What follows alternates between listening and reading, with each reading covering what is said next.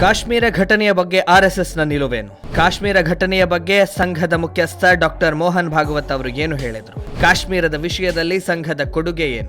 ಸ್ನೇಹಿತರೆ, ಕಾಶ್ಮೀರದ ಪಹಲ್ಗಾಮ್ನಲ್ಲಿ ಅಮಾಯಕ ಹಿಂದೂ ಪ್ರವಾಸಿಗರ ಮೇಲೆ ಜಿಹಾದಿ ಭಯೋತ್ಪಾದಕರು ದಾಳಿಯನ್ನ ನಡೆಸಿ ಅನೇಕ ಹಿಂದೂಗಳನ್ನ ಅವರ ಧರ್ಮದ ಕಾರಣಕ್ಕಾಗಿಯೇ ಕೊಂದು ಹಾಕಿದ್ದಾರೆ. ಹಿಂದೂ ಧರ್ಮದ ಪ್ರತಿನಿಧಿಯಂತಿರುವ ಸಂಘ ಈ ಬಗ್ಗೆ ಅತ್ಯಂತ ಕಠಿಣವಾದ ನಿಲುವನ್ನು ತಾಳಬೇಕು ಅನ್ನುವ ಬಗ್ಗೆ ಸಾಮಾಜಿಕ ಜಾಲತಾಣಗಳಲ್ಲಿ ಮಾತು ಕೇಳಿ ಬರುತ್ತಾ ಇತ್ತು.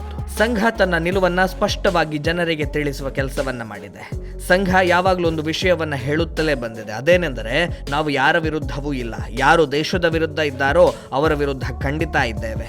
ನಾವು ಯಾರ ಮೇಲೆಯೂ ಆಕ್ರಮಣ ಮಾಡಲು ಹೋಗುವುದಿಲ್ಲ. ಆದರೆ ನಮ್ಮ ಮೇಲೆ ಯಾರಾದರೂ ಎರಗಿದರೆ ಸುಮ್ಮನೆ ಬಿಡುವುದೂ ಇಲ್ಲ ಅಂತ ಹೇಳಿ.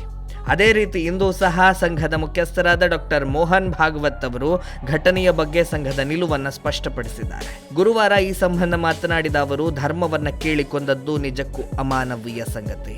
ನಾವು ಯಾವತ್ತೂ ಇಂತಹ ನಡೆಯನ್ನ ಒಪ್ಪಿಕೊಳ್ಳಲು ಸಾಧ್ಯವೇ ಇಲ್ಲ. ಇದು ಕೇವಲ ಮತ ಧರ್ಮಗಳ ನಡುವಿನ ಹೋರಾಟವಲ್ಲ, ಅದನ್ನ ಮೀರಿ ಧರ್ಮ ಅಧರ್ಮದ ನಡುವಿನ ಹೋರಾಟ ಅಂತ ಹೇಳಿದ್ದಾರೆ. ನಾವು ಎಲ್ಲರಲ್ಲೂ ಒಳ್ಳೆಯದನ್ನು ನೋಡುವ ಮತ್ತು ಎಲ್ಲರಲ್ಲಿಯೂ ಒಳ್ಳೆಯದನ್ನು ಸ್ವೀಕರಿಸುವ ಜನರು. ನಮ್ಮ ದೇಶಕ್ಕೆ ಸೈನ್ಯವಿದೆ. ಒಂದು ಸಮಯ ಇತ್ತು, ದೇಶಕ್ಕೆ ಸೈನ್ಯದ ಅಗತ್ಯ ಇಲ್ಲ, ಯುದ್ಧ ಇರೋದಿಲ್ಲ ಅಂತ ಹೇಳಿ ಭಾವಿಸಿ ಸಂತೃಪ್ತರಾಗಿದ್ವಿ. 1962ರಲ್ಲಿ ಪ್ರಕೃತಿ ನಮಗೆ ಪಾಠವನ್ನು ಕಲಿಸ್ತು. ಅಂದಿನಿಂದ ನಾವು ನಮ್ಮ ರಕ್ಷಣೆಯನ್ನು ಬಲಪಡಿಸಲು ಶ್ರಮಿಸ್ತಾ ಇದ್ದೇವೆ. ದುಷ್ಟತನವನ್ನು ತೊಡೆದು ಹಾಕಬೇಕು.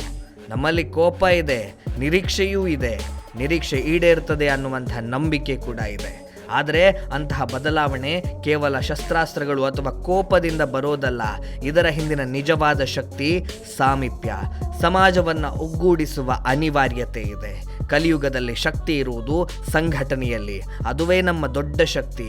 ಯಾವಾಗ ಹಿಂದೂ ಸಮಾಜ ಶಕ್ತವಾಗಿ ಸಂಘಟಿತವಾಗಿರುತ್ತದೋ ಆಗ ನಮ್ಮ ಮೇಲೆ ಯಾರೂ ದಾಳಿ ಮಾಡಲಿಕ್ಕೆ ಸಾಧ್ಯ ಇಲ್ಲ ಅಂತ ಹೇಳಿ ಭಾಗವತ್ ಅವರು ಹೇಳಿದರು. ಸಂಘ ಕಾಶ್ಮೀರ ಸಮಸ್ಯೆಯ ಪ್ರಾರಂಭದಿಂದಲೂ ಅದನ್ನು ಪಾಕಿಸ್ತಾನದ ಕಪಿಮುಷ್ಟಿಯಿಂದ ಬಿಡಿಸುವುದಕ್ಕಾಗಿ ಹೋರಾಟ ಮಾಡುತ್ತಲೇ ಬಂದಿದೆ. ಕಾಶ್ಮೀರವನ್ನು ಭಾರತದೊಂದಿಗೆ ವಿಲೀನಗೊಳಿಸುವ ಪ್ರಕ್ರಿಯೆಯಲ್ಲೂ ಕೂಡ ಸಂಘ ಪ್ರಮುಖ ಪಾತ್ರವನ್ನು ವಹಿಸಿತ್ತು. ಕಾಶ್ಮೀರದ ರಾಜ ಹರಿಸಿಂಗ್ ಜೊತೆಗೆ ಆಗಿನ ಸರಸಂಘ ಚಾಲಕರಾದ ಗುರೂಜಿಯವರು ಮಾತುಕತೆ ನಡೆಸಿದ ನಂತರವಷ್ಟೇ ಹರಿಸಿಂಗ್ ಭಾರತದೊಂದಿಗೆ ವಿಲೀನಗೊಳ್ಳಲು ಸಹಿ ಮಾಡಿದ್ದ. ಕಾಶ್ಮೀರದಲ್ಲಿ ಮೊಟ್ಟ ಮೊದಲ ಬಾರಿಗೆ ತಿರಂಗ ಹಾರಿಸುವಲ್ಲಿಂದ ಆರ್ಟಿಕಲ್ 370ಯ ಅಬ್ರಾಗೇಷನ್ನ ವರೆಗೆ ಸಂಘ ಕಾಶ್ಮೀರದ ಪ್ರತಿ ಅಭಿವೃದ್ಧಿಯಲ್ಲೂ ತನ್ನದೇ ಪಾತ್ರವನ್ನು ವಹಿಸಿತ್ತು. ಸ್ನೇಹಿತರೆ, ಇದಿಷ್ಟು ವಿಷಯ. ಮುಂದೆ ಇನ್ನೊಂದು ಹೊಸ ವಿಷಯದ ಜೊತೆಗೆ ನಿಮ್ಮ ಮುಂದೆ ಬರ್ತೇನೆ. ಅಲ್ಲಿಯವರೆಗೆ ನಮಸ್ಕಾರ.